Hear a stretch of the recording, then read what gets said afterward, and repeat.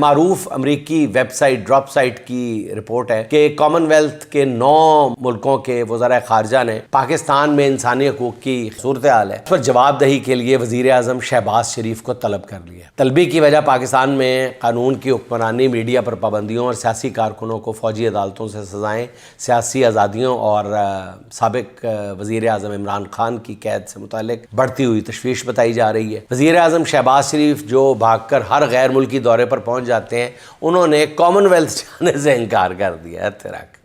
خیال تھا کہ ان کی جگہ نائب وزیر اعظم اسحاق ڈار صاحب پیش ہوں گے، لیکن نہ، نیڑے بھی نہیں۔ انہوں نے بھی علاقائی صورتحال یعنی ایران پر حملے کا بہانہ بنا کر یا جواز دے کر شرکت سے معذرت کر لی ہے۔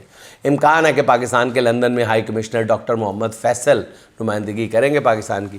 اب ذرائع کا کہنا یہ ہے کہ کامن ویلتھ حکام مجوزہ معاملات پر حکومت پاکستان کے موقف سے مطمئن نہ ہوئے تو وہ ان معاملات کی تحقیقات کے لیے اپنے آبزرورز پاکستان بھیجنے کے ساتھ ساتھ پاکستان کی رکنیت بھی معطل کر سکتے ہیں۔